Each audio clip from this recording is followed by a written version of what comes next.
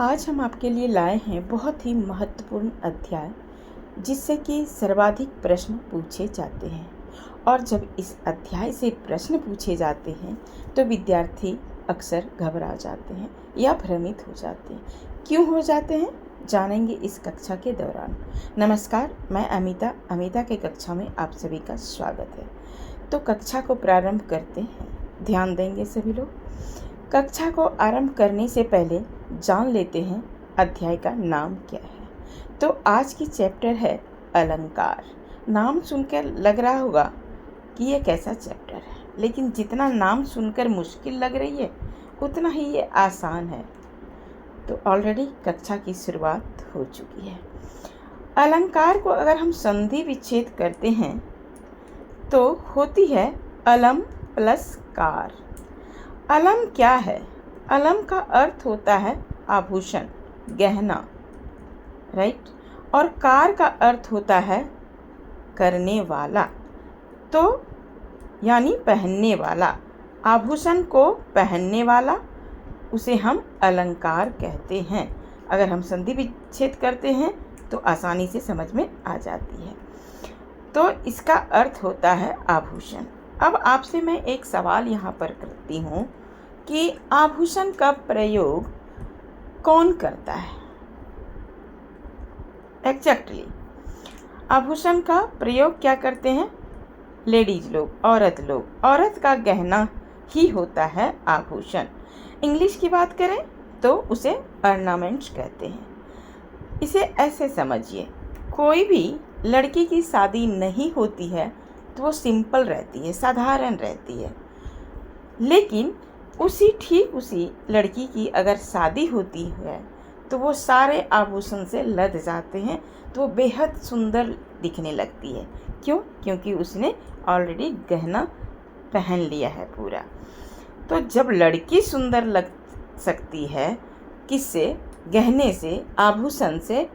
ठीक उसी प्रकार कोई भी कविता, कोई भी काव्य, कोई भी पंक्ति अगर हम उसको अच्छे से पढ़ते हैं, अच्छे से उसको लिखते हैं सजा सजा के, तो क्यों नहीं सुंदर लगेगा? लगेगी ना। तो इसीलिए कहते हैं कि इसी का अर्थ होता है अलंकार। अलंकार का अर्थ होता है आभूषण। तो ऐसे आभूषण का प्रयोग जिस तरह लिखेंगे शरीर को शोभा बढ़ाने के लिए किया जाता है, ठीक उसी प्रकार कोई भी अलंकारों के प्रयोग से कविता की शोभा बढ़ाने के लिए किया जाता है। तभी उस कविता में एक चमत्कार उत्पन्न होता है। चमत्कार क्या? मैजिक, जादू? बिल्कुल नहीं। एक सुंदर लगता है सुनने में भी, लिखने में भी, बोलने में भी। जब हम उसका कविता का अर्थ स्पष्ट करते हैं तो भी हमें अच्छा लगता है, और सिर्फ हमें ही नहीं बल्कि दूसरों को भी अच्छा लगता है। जैसे एक उदाहरण लेते हैं, लाइन को देखते हैं। कोमल कलाप कोकिल कमनीय कूकती थी। क्या कह रही है? कोमल, इसमें बार बार क आ रही है। पूरी लाइन में कितने वर्ड्स हैं? 1 2 3 4 5 शब्द में आगे वाला अगर वर्ण, स्वर और व्यंजन वर्ण को देखेंगे तो हमें क क क क 5 बार आ रही है ना। को, क, को, क, कु, राइट। इस कक्षा के दौरान, इस चैप्टर के दौरान आपको यहाँ स्वर, वर्ण और व्यंजन वर्ण का भी प्रयोग करनी है। हमने इस चैप्टर को इसीलिए शुरुआत में करा दिया है कि कहीं दिक्कत नहीं होती है। एक छोटे छोटे बच्चे जानते हैं स्टार्टिंग से कि स्वर वर्ण क्या है और व्यंजन वर्ण क्या है। तो हमारा यहाँ क जो है ये व्यंजन वर्ण है। तो इस पंक्ति में आपने क्या देखा? क वर्ण का प्रयोग बार बार किया गया है। तो इसलिए कवि की उक्ति में क्या आ गया? ये जो लाइन है कोई कवि ने ही लिखा है ना। तो इसमें एक चमत्कार उत्पन्न हुआ। कविता सुंदर लग रही है। क्या लग रही है? सुंदर। क्योंकि इस लाइन में 5 बार क आ गई है। यही तो है अलंकार। चैप्टर लंबी है लेकिन उतने ही मज़ेदार है, पढ़ने में मज़ा आ जाएगा। इसे समझेंगे ना उदाहरण के तौर पे तो आसान हो जाएगी आपके लिए। हाँ, तो हम बात कर रहे थे प्रश्न के बारे में, क्यों विद्यार्थी कंफ्यूज हो जाते हैं। क्योंकि जब ये प्रश्न पूछे जाते हैं ना तो घुमा घुमा कर पूछते हैं एग्जामिनर, तो बच्चों को लगता है इसमें क्या होगा, ऐसा सवाल तो है ही नहीं, हमने पढ़ा ही नहीं, क्या लिखें। लेकिन ऐसा कुछ नहीं है, हम इसे अगर अच्छे से समझेंगे ना तो आप आसानी से लिख लेंगे। यहाँ तक समझ में आ गई होगी, है कि नहीं। तो चलिए अब हम जानते हैं अलंकार के दो भेद होते हैं। कितने भेद होते हैं? दो भेद होते हैं। पहला है शब्दा अलंकार, दूसरा है अर्था अलंकार। बिल्कुल सिंपल है, बिल्कुल इजी है। शब्दा अलंकार क्या है? जिन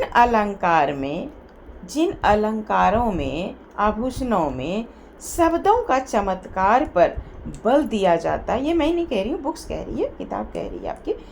जिन अलंकारों में, ध्यान दीजिएगा, शब्दों को चमत्कार पर बल दिया जाता है उन्हें हम शब्दा अलंकार कहते हैं। खंडित कीजिए, शब्द प्लस अलंकार, तो शब्द से संबंधित है तो शब्द ही होगा। वहीं हम अर्था अलंकार को देखेंगे। जिन अलंकारों में अर्थों के चमत्कार पर बल दिया जाता है उन्हें हम अर्था अलंकार कहते हैं। अर्थ क्या है? किसी भी चीज़ का अर्थ। कोई भी शब्द है, पहले क्या आया? स्वर वर्ण व्यंजन वर्ण आया। अब क्या है कह रहा है? व्यंजन वर्ण मिलकर क्या होता है? शब्द का निर्माण करती है। अब शब्द से क्या हुआ? किसी भी शब्द का कोई न कोई अर्थ होता ही है कि नहीं।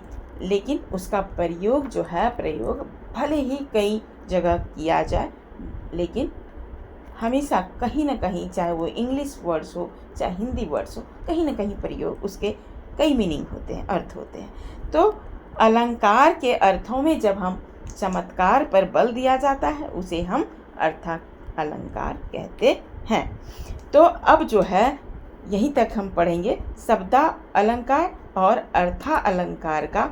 उसके बारे में हम जानेंगे कि शब्दा अलंकार के कितने भेद होते हैं और अर्था अलंकार के कितने भेद होते हैं। लेकिन इस क्लास में नहीं, मैंने जैसा कि कक्षा के दौरान बताया कि थोड़ी थोड़ी चैप्टर से हम समझेंगे अच्छे से, ताकि हमें समझ में आ जाएगी और हमारे लिए नहीं बल्कि आपके लिए आसान हो जाएगी, राइट।